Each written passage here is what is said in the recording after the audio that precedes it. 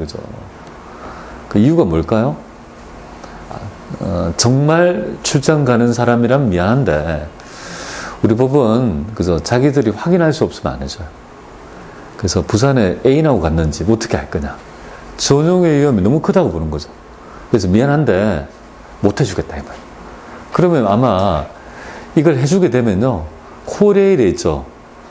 그죠? 우리 그 세수가 엄격하겠죠. 엄청나게 줄어들 겁니다. 전부 다 제 애도 그럴걸요, 아마. 아빠 있죠. 그 뭐야, 사업자 카드 달라 해서, 그죠? 너 과세사업자라면 그걸로 출장갔다 해서 매출공제 받으면 누가 어떻게 할 거냐, 그죠? 그래서 그런 법 취지가 있다. 이렇게 보시면 되겠습니다. 근데 목욕하는 거는 VAT 창출에 그죠? 투입되는 부가치의 그죠? 투자액으로 보기는 너무 심하죠. 머리하고 이런 것들은 전부 다 최종 소비행위라 보고 이 정도를 좀 알아주셔야 돼요. 그 다음에 자동차 운전학원 이런 거 전부 다 되지 않습니다. 이런 거. 그 다음에 아까 제가 얘기했던 영수증 의무 발급 가세자로부터 받은 이런 뭐 세금 신용카드 같은 거는 되지 않는다는 거 말씀드릴게요. 자, 그러면 요걸 가지고 나중에 서식할 때 베이스가 될 거니까 좀 보시고, 여기에 관련된 뭐 이론 문제 한번 보도록 할게요. 다음 중 세금 계산서 발급 의무 면제 대상이 아닌 것은? 면제가 아니란 말은 그죠? 세금 계산서를 끊어야 된다 이 말이잖아요. 택시는요 면제됩니다. 오케이, 면제됩니다. 택시 택시 타시고 세금 계산서 끊어달라고 땡깡 부리면 안 돼요? 옛날에는 영수증도 없었어요. 지금은 카드가 있어서 그렇죠. 그래서 옛날에, 여러분 잘 모를 거예요. 옛날에 택시는 영수증이 없었잖아요. 아니, 옛날에는 신용카드가, 택시가 안 붙어 있었다고, 옛날에 제 회사 다닐 때는. 그때 출장 갈 때 정비를 못 갖추는 거예요. 회사 입장에는 정비 같은 거를 갖춰야지만이 집행이 될 거죠. 근데 택시 사고 출장 갈 수 있는 거잖아. 시내 일 보고. 정비가 없잖아요. 그러니까 어떻게 했는 줄 아세요? 밥값 끊을 때, 밥 먹을 때 영수증 있죠. 2만 원이면 3만 원 끊어달라는 거예요.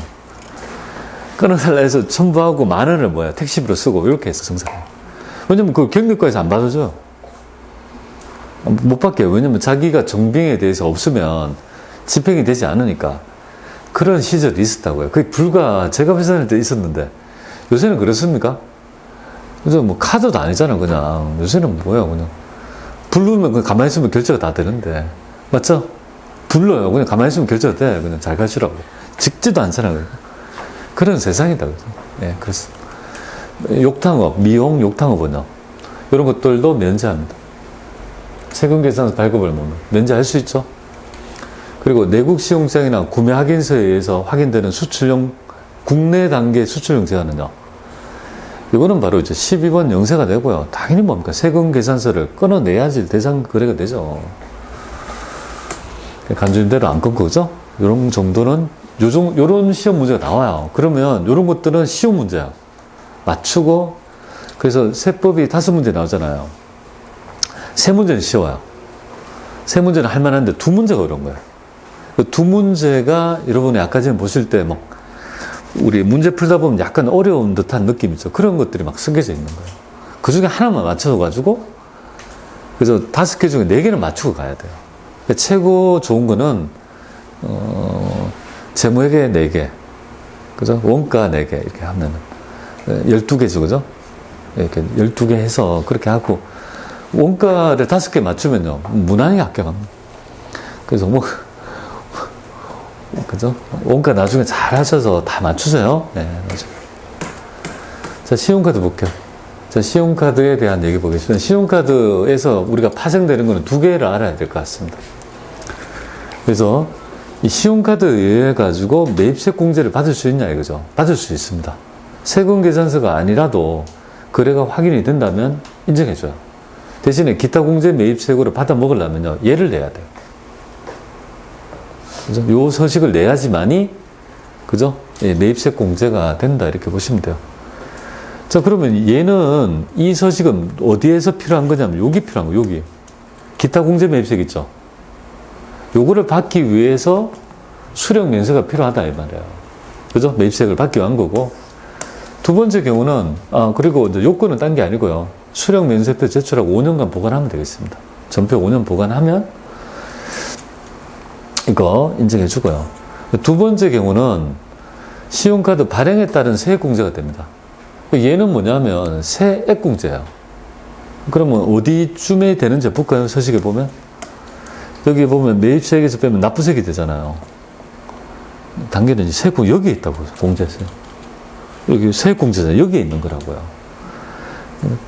그래서 요거는 있죠. 영수증 교부 대상 사업자라고 해요. 대신에 여기서 법인 사업자는 안 돼요. 법인 사업자 안 돼요. 법인 사업자 안 되고, 그 다음에 직전 연도 뭡니까? 공급가액이 10억 초과하는 개인 사업자도 안 돼요. 그러니까, 그리고 도매업도 안 돼요. 왜 도매업이 안 될까요? 제조업도 안 돼요. 왜냐면 영수증 교부 대상 사업자란 소매업종을 영위하는 사업자니까 해석상 도매업자, 제조업자, 법인 사업자, 그리고 소매업종을 영위하는 사업자를 하더라도 10억 초과 개인 사업자는 안 돼요. 그 10억이 왜 여기 누구 타겟팅인 줄 아세요? 10억 초과가? 바로 편의점입니다. 편의점. 이거 있죠. 편의점을 얘기하는 거예요. 여러분들 편의점이 보통 담배 매출이 얼마인 줄 아세요? 1년에? 담배만 5억이에요. 그죠? 담배 평균. 그러니까 우리가 편의점에 가보면 제일 먼저 딱 들어가면 보이는 게 뭐죠? 카운터 뒤에 담배 광고가 있죠. 그죠? 우리 카운터 이게 그죠? 계산할 때 뒤에 보면 다 담배가 있잖아요. 담배. 광고도 있고. 그 목에 막 구멍이 뚫렸는데 사람들이 그죠? 그죠? 그걸 보고도 담배도 피우고 그죠? 맞잖아요. 그걸 계시지 않는다는 거지. 피고 있잖아요. 5억이다. 그러니까 나머지 하면 대부분 웬만큼 되면 다 10억이 넘는 거예요. 10억이 안 되면 걔들은 먹고 못 살아요. 왜냐면 마진율 자체가요. 10%가 채 안 되니까. 그러니까 자기한테 떨어지는 게. 그러면 10억 하면은 그죠? 10%면 얼마죠? 한 1억쯤 되잖아요. 그럼 1억을 남아가지고 7, 8% 남아요. 그럼 1억을 가지고 알바비 주고 쭉 다 해보면 자기는 떨어지는 거 한 3, 400. 1년에. 아니, 한 달에 3, 400 버는 거예요. 그죠? 그 노가다 해놓고, 그죠? 그러니까 편의점을 할 짓이 아니에요. 제 친구가 편의점을 3개인가 했는데요. 그죠? 3개 하고 골병 들고, 그죠? 정리했습니다. 5년 하고 골병 들고 있죠. 한 1억 까먹고 그냥 정리했어요. 그리고 저한테 술 먹으면서 그러죠. 내가 유언으로 있죠. 남기겠다고. 우리 자식은 절대 편의점 하면 안 된다. 맞아요. 제가 갔는데 저한테, 와, 친구야 반갑다는데 저를 어디에 데리고 가는 줄 알아요? 알바 잠깐만 하고 갈 데가 없으니까 그 뒤에 그 골방 있잖아요. 골방. 뒤에 뭐 제품 쌓아놓은 거기 골방 있죠. 그 샥 들어가서 그 좌석을 딱 앉지만 맥주를 꺼내가지고. 그죠? 아니, 그런 입장이라도요. 삶의 질이 너무 힘들대요. 그래서 이걸 타겟팅 한 거라고 봐요. 그래서 그걸 빼버리면 나머지는 뭐죠? 그냥 일반적인 있죠. 음식점업, 소매업종, 개인사업자 있죠. 요런 업종 있죠. 쉽게 얘기하면 길 가다가 있잖아요. 여기 무슨 뭐 땡땡치킨, 무슨 땡땡곱창 뭐 이런 데 있잖아요. 음식점업. 요런 데를 의미한다 이렇게 보면 돼요. 이 10억을 초과한다면 음식점 10억이라면 대단한 겁니다. 한 달에 매출이 1억이잖아요. 그죠? 1억이면 뭐 완전 땡큐죠. 그러면 논하는 집이라고요. 그런 사람 별로 없어. 자, 그러면 그런 이런 자가 법인 빼고 도매업 빼고 그죠? 개인사업자 중에 10억도 안 되는 걸 뺀 나머지에 있죠. 사람이 신용카드랑 현금 영수증을 끌은 발행 금액의 1.3% 연한도 뭡니까? 1,000만 원, 그죠? 한도 내에서 공제해주는 제도가 되겠습니다. 그래서 굉장히 영세한 소매업종은요, 되게 중요한 세액 공제가 되겠습니다. 이걸 받고 안 받고의 차이가 되게 많이 있습니다. 그래서 갑자기 음식점 하는 분들이 저한테 전화가 온 적이 있어요. 제 집사람이 친구인데요. 뭐 저도 좀 잘 알아요. 저한테 전화가 왔어요. 그래서 반가워요 이러니까 요새 음식점이에요. 인천에서. 장사 잘 되세요 하니까 뭐 그냥 잘 된다고. 근데 하나 여쭤보자고. 왜 그러냐니까 옆집에 있는 그죠? 가게가 있는데 매출도 비슷하고 거진 다 똑같대요. 그진 매출도 비슷하고 그냥 그죠? 그진 뭐 매출이나 규모나 뭐 그진 비슷하대요. 근데 이번에 부가가치세 내는데 저쪽은 120만 낸데 나는 170만 낸다. 그죠? 참을 수 없다. 내가 왜 이렇게 뭐 해야 되냐. 그죠? 아니, 그래서 내가 어떻게 알아. 그래서 보통 그 카드 있잖아요. 현금 영수증 비율이 많으세요? 아니면 현금 수입이 많으세요? 그러니까, 아무래도 현금이 많다고. 그래서 뭐 반 이상 현금을 냅니까? 그러니까, 그렇대요. 되게 그저 현금이 반이잖아요. 그럼 탈루하기 더 너무 쉽지 않습니까? 그래서 물어보지 못하고 다 신고하냐, 뭐. 그럼 제가 얘기를 했어요. 저쪽은 아마 카드랄지 이런 것들을 많이 좀 쓰시는 것 같아요. 여기는 카드를 안 쓰니까 상대적으로 발행세 공제가 안 되니까 거기서 한 5, 60만 원 정도 차이 난 거다. 이렇게 얘기를 드렸는데요. 무슨 말인지 이해를 못해요. 그래서 결론은 뭐냐면요. 세무 대리인을 바꿔야 되느냐, 안 바꿔야 되느냐. 세무서를 바꿔야 되느냐, 안 바꿔야 되느냐. 그죠? 그걸 뭐 얘기를 하더라고요. 그죠? 아, 그거 안 해요? 요거를, 그죠? 그래서 개인 그 소매업종은 되게 있죠. 요 세액공제가 되게 중요하고요. 그럼 우리는 세무일급이니까 당연히 법인을 가정하니까 얘랑 관계 없는 거죠. 관계 없잖아요. 뭐 법인은 안 돼요. 그러면 출제를 안 해야 될 거 아니에요. 아, 그런데 출제를 해요. 그러니까 법인과 상관없이 해봐라, 이 말이에요. 그러면 그저 금액에 대한 있죠. 금액은 여기에 신용카드 매출전표 등 발행세액공제 여기에 해당이 되는 거죠. 여기에 금액이 적혀져 있다면 도대체 어떤 금액을 기초해서 이 금액이 나왔는지에 대한 디테일한 명세표가 필요하지 않겠습니까? 그 명세표가 바로 신용카드 매출전표 등 발행금액 직계표라는, 그죠? 요 서식을 만들어 가지고 제출해야 된다, 그죠? 요거를 세무일급에서 출제를 해요.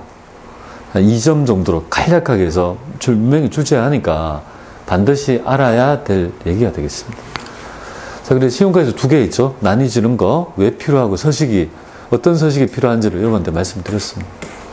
자, 드디어, 여러분, 그죠? 드디어 과세표가 왔네요. 과표까지만 오기를 바랬는데. 그래서 다 돼갑니다. 과세표죠. 자, 과세표준과 매출세액 보겠습니다. 과세표준이란 뭐죠? 그냥 과표, 이렇게 부르죠? 보통, 야, 이번에 부가가치세 과표가 왜 이렇게 많지? 과표. 과표란 과세표준이고요. 세액 산출의 기초가 되는 수량 및 가액이라고 사전적으로 얘기하지만, 쉽게 얘기하면 부가가치세 10%를 때리기 위한 기준 금액이 얼마냐, 이거죠. 그걸 바로 과표로 하고요. 우리 부가세법은요, 그 과세표준은 공급가액이라고 합니다. 공급가액. 공급한 금액입니다.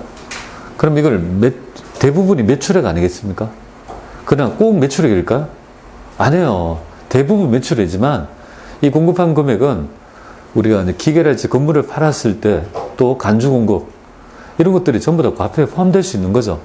그래서 대표성이 매출액이지 정확하게 표현하자면요. 공급가액이다. 이렇게 표현을 해야 되겠습니다.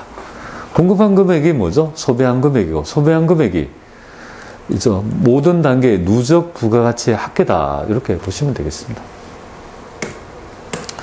자, 그래서 여기에 있는 거 쭉 보시고, 뭐 충분히 이 서식은 아실 거라고 보고, 그죠? 네, 넘기도록 할게요. 일반적인 과표, 금전으로 받았다면 그 대가를, 금전 외라면 시가에 의해서 과세한다. 이렇게 보시고, 공급가액하고 세액을 포함한 게 공급대가잖아요. 공급대가를 주고 역산할 수 있어야 되겠죠? 역산해서 넣어줘야 되겠고요. 우리 이제 보통 우리 세액하고 공급가액을 별도로 표시하도록 규정되어 있습니다.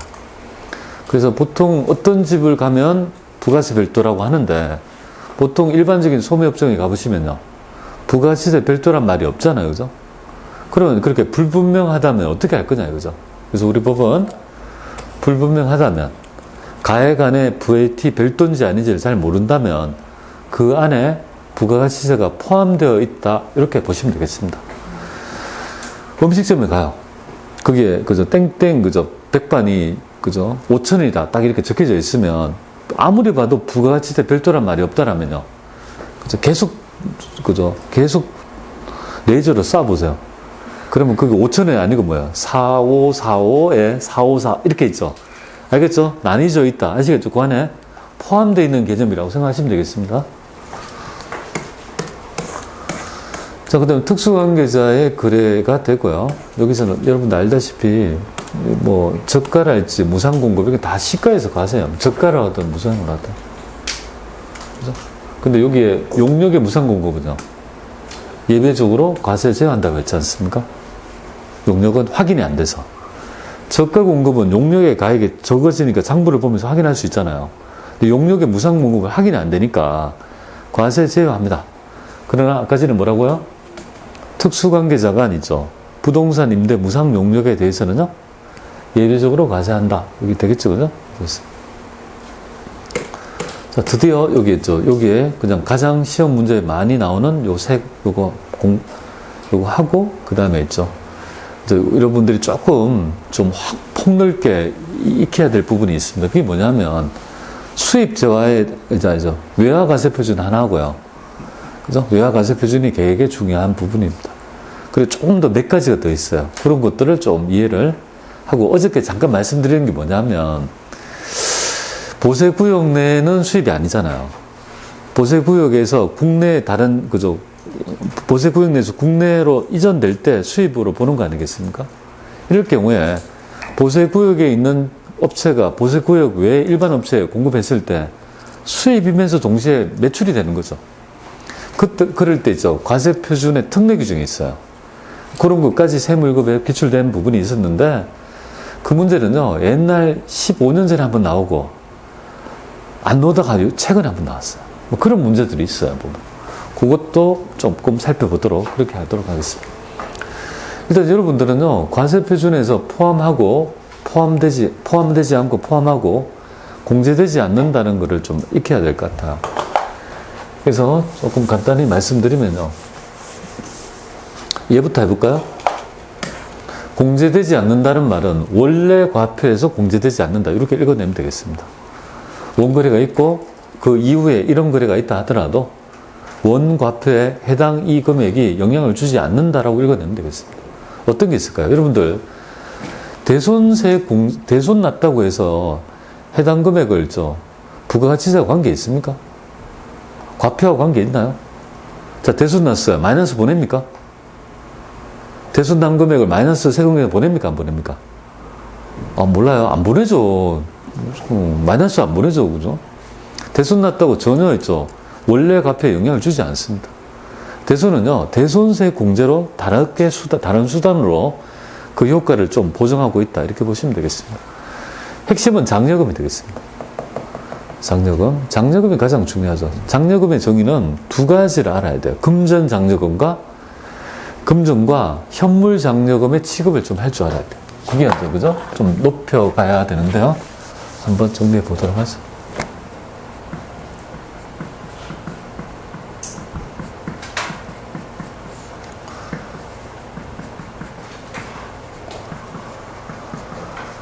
자, 지금 여기에 말하는 이 장려금은요, 현금 장려금을 얘기합니다. 현물 장려금이 아닙니다. 현금 장려금입니다. 자, 장려금이 뭘까요? 우리 보통 장려금은 이 거래를 활성화하고 뭔가의 판촉비라고 보시면 되겠습니다.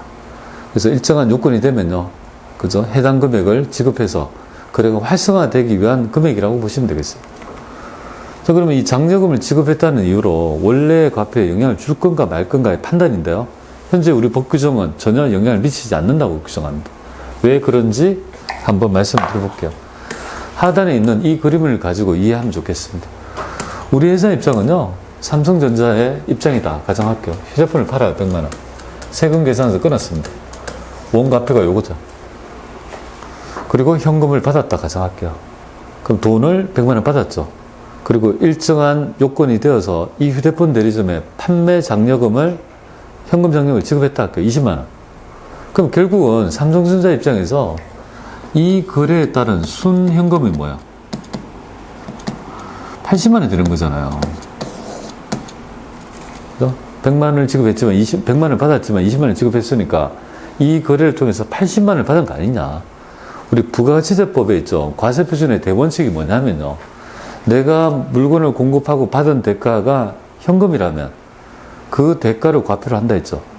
그러면 80을 과표로 할 거냐, 100을 과표로 할 건지에 대한 선택이 필요합니다. 80이라면 뭐죠?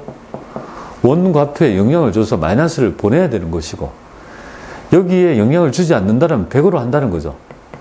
그래서 우리 법은 해당 판매 장려금이 원래 과표에 영향을 주지 않는 요소라고 봐서, 즉 현금 장려금이 있죠. 계약상 지급액이지만 원래 내가 이렇게 부가치에 영향을 주는 게 아니지 않습니까? 그러니까 전혀 관계없다고 봐서 여기에 영향을 주지 않도록 하는 거죠. 이게 쉽게 얘기하면 냅둬라. 네가 설치 말아야 겠지. 네가 장려금을 줬다 해서 원과표에 영향을 주면 안 된다는 거지. 그죠? 이해되시죠? 하자보증금은 딴 게 아니고, 물건 100만 원 받았어요. 물건 팔고. 저쪽에서 하자보증금으로, 야, 못 믿어. 보증금으로 20만 원 좀 걸어봐봐. 그 20만 원 지급했다면 그 하자보증금은 부가가치하고 전혀 관계없는 돈의 지출액이 되죠. 위랑 밑이랑 동일한 거 아니겠습니까? 그러니까 이 세 개가 나타나면 뭐야? 그러니까 전혀 있죠. 원과표에 영향을 주지 않는다라고 생각하시면 되겠죠? 그래서 이거를 익히는 방법은 대장하자 이렇게 익히세요. 대장을 하자. 대장. 이렇게 익히세요. 대장하자는 원과표에 영향을 주지 않습니다. 그럼 현금 장려금은 어떻게 한다고요? 그죠? 과세표준에 공제하지 않는 거죠. 원래 과표에서 뭡니까? 공제하지 않는 거죠. 그러니까 전혀 뭡니까? 영향을 주지 않는다. 전혀 원과표에 영향을 주지 않는다는 거잖아요. 그에 비해서 현물 장려금은 바로 사업상 증여를 얘기합니다. 현물 장려금은 사업상 증여입니다. 사업상 증여가 간주공급이죠. 사업적으로 매입세 공제 받은 재화를 뭡니까? 사업적으로 여러 가지 장려 목적으로 있죠. 돈으로 주는 게 아니라 물건으로 주는 경우가 있다고요. 그게 현물 장려금이 사업상 증여라고요. 사업상 증여는 뭘로 처리합니까? 간주 공급으로 과세하는 입장을 취하고, 과표는요, 시가를 뭡니까? 과표로 한다, 그죠? 과세 표준의 시가 금액은 현물 장려금은 들어간다. 이렇게 보시면 되겠습니다. 두 개 차이가 나오죠? 두 개 차이를 내가 알아가지고 있죠. 나중에 문제를 적용해야 됩니다. 여기까지 봤습니다. 쉬었다 할게요.